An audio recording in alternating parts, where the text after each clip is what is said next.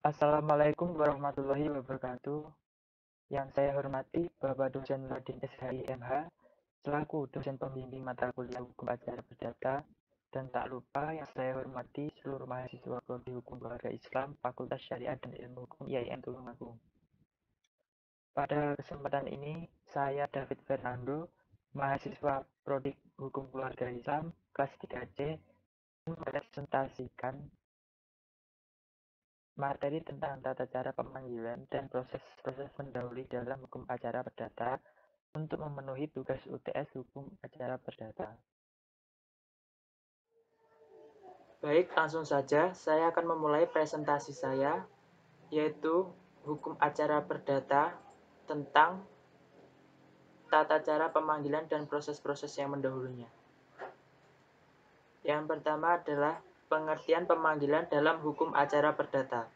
Satu, yaitu kata panggil dalam Kamus Besar Bahasa Indonesia memiliki beberapa pengertian, yaitu memanggil, mengajak atau meminta datang dengan menyerukan nama dan sebagainya. Sedangkan pemanggilan yaitu proses, cara, atau perbuatan memanggil. Sedangkan menurut Yahya Harahap, pemanggilan atau panggilan dalam arti sempit merupakan perintah menghadiri sidang pada hari yang ditentukan. Sedangkan panggilan dalam arti luas meliputi tindakan hukum pemberitahuan atau notification yang antara lain pemberitahuan putusan PTA dan MA, permintaan banding, memori, kontrak memori, banding, dan lain-lain. Dari beberapa pengertian dapat kita tarik kesimpulan, yaitu hukum acara pemanggilan menurut hukum acara perdata ialah menyampaikan secara resmi dan patut kepada pihak-pihak yang terlibat dalam suatu perkara di pengadilan agar memenuhi dan melaksanakan hal-hal yang diminta dan diperintahkan majelis hakim atau pengadilan. Tujuan pemanggilan adalah penyampaian pesan atau informasi kepada seseorang agar dia tahu tentang segala sesuatu hal yang hendak dilakukan oleh pihak lawan maupun suatu tindakan yang akan dilakukan pengadilan. Selanjutnya yaitu dasar hukum pemanggilan dalam hukum acara perdata. Aturan mengenai pemanggilan ini terdapat dalam HIR dan RBG, RV, KHI, Putusan MA, Peraturan Pemerintah Nomor 9 Tahun 1975. Dalam HIR terdapat beberapa pasal yang terkait dengan proses pemanggilan. Satu yaitu HIR pasal 121 ayat 1 yang isinya sesudah surat gugatan yang dimasukkan itu atau catatan yang diperbuat atau dituliskan oleh panitera dalam daftar yang disediakan untuk itu, maka ketua menentukan hari dan jamnya perkara itu akan diperiksa di muka pengadilan negeri, dan ia memerintahkan memanggil kedua belah pihak supaya hadir pada waktu itu disertai oleh saksi-saksi yang dikehendakinya untuk diperiksa dan dengan membawa segala surat-surat keterangan yang hendak dipergunakan. Yang kedua, HIR pasal 122 yang berisi ketika menentukan hari persidangan, ketua menimbang jarak antara ke tempat diam atau tempat tinggal kedua belah pihak dari tempat pengadilan negeri bersidang dan kecuali dalam hal perlu benar perkara itu dengan segera diperiksa. Hal ini disebutkan dalam surat perintah, maka tempo antara hari pemanggilan kedua belah pihak dari hari persidangan tidak boleh kurang dari 3 hari kerja. Yang ketiga, HIR pasal 390 ayat 1 berisi tiap-tiap surat jurusita kecuali yang akan disebut di bawah ini harus disampaikan kepada orang yang bersangkutan sendiri di tempat diamnya atau tempat tinggalnya, dan jika tidak dijumpai di situ, kepada kepala desanya atau lurahnya yang diwajibkan dengan segera memberitahukan surat jurusita itu pada orang itu sendiri. Dalam hal ini terakhir ini tidak perlu pernyataan menurut hukum.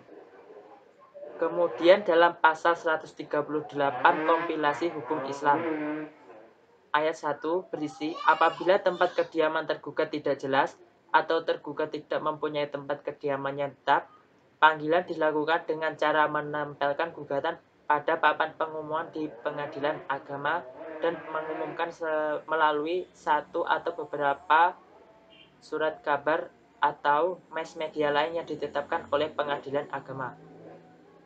Ayat kedua berisi pengumuman melalui surat kabar atau surat-surat kabar atau mass media tersebut. Ayat 1 dilakukan sebanyak 2 kali dengan tenggang waktu 1 bulan antara pengumuman pertama dan kedua. Ayat 3 berisi tenggang waktu antara panggilan terakhir sebagaimana yang dimaksud pada ayat 2 dengan persidangan ditetapkan sekurang-kurangnya 3 bulan.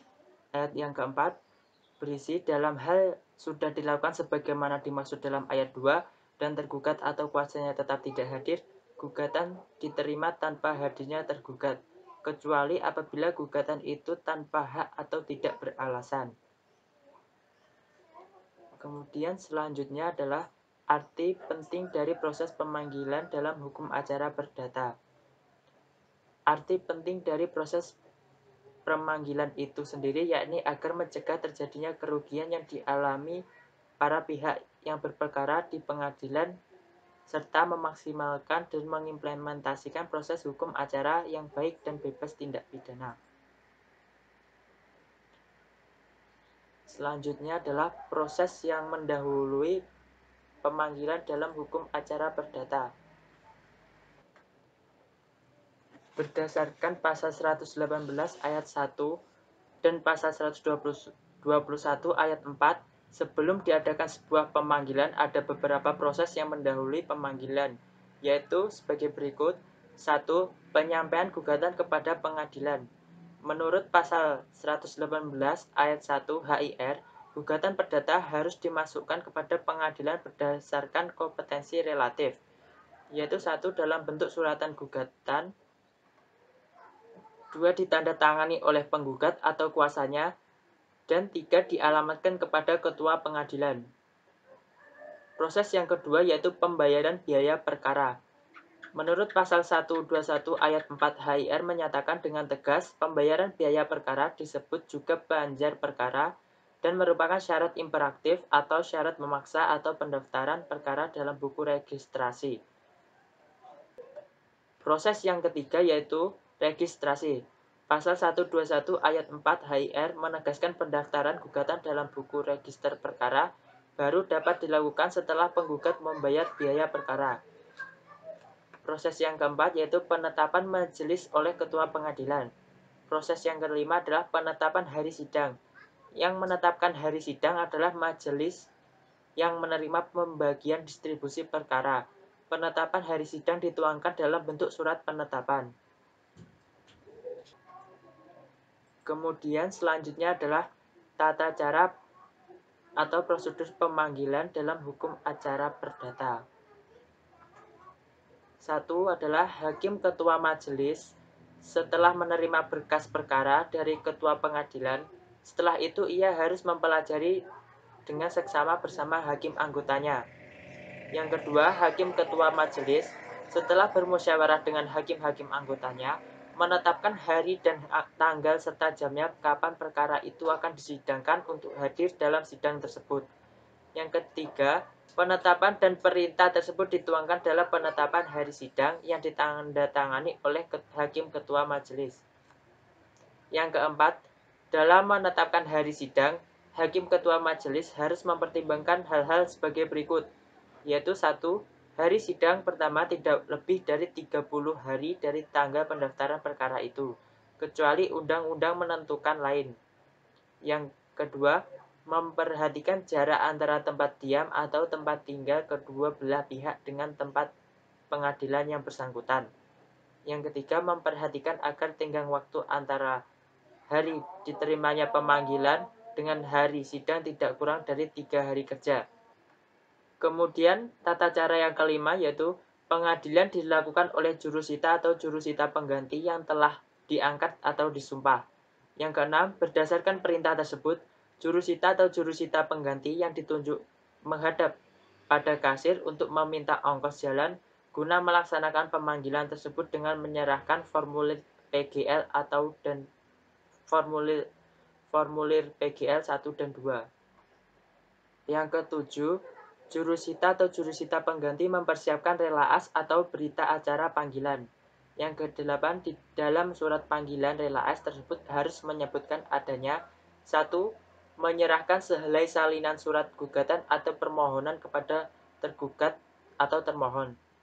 Yang kedua, pemberitahuan bahwa tergugat atau termohon boleh mengajukan jawaban tertulis. Dan yang ketiga, pemberitahuan bahwa pada waktu persidangan para pihak boleh membawa surat-surat bukti serta saksi-saksi yang dianggap perlu. Yang kesembilan, pemanggilan disampaikan langsung kepada pribadi yang bersangkutan di tempat tinggalnya. Dan jika tidak bertemu di rumahnya, maka panggilan disampaikan melalui lurah atau kepala desa yang bersangkutan. Yang kesepuluh, orang yang menerima panggilan harus menandatangani relaas panggilan tersebut. Yang ke-11, apabila yang dipanggil tidak mau menandatangani relaas atau kepala desa atau lurah tidak mau memberikan cap dinas, hal itu dicatat oleh jurusita atau jurusita pengganti di dalam relaas tersebut dan hal itu tidak mengurangi sahnya relaas panggilan tersebut.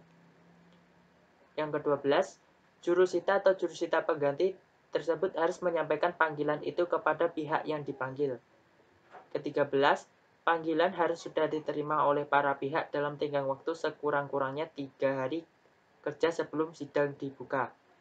Yang ke-14, apabila yang dipanggil tidak diketahui tempat tinggalnya, maka tidak jelas atau tidak memiliki tempat kediaman yang tetap, maka 1. Dalam perkara perceraian dan pembatalan perkawinan, panggilan dilakukan menurut ketentuan pasal 27 Peraturan Pemerintah Nomor 9 Tahun 1975.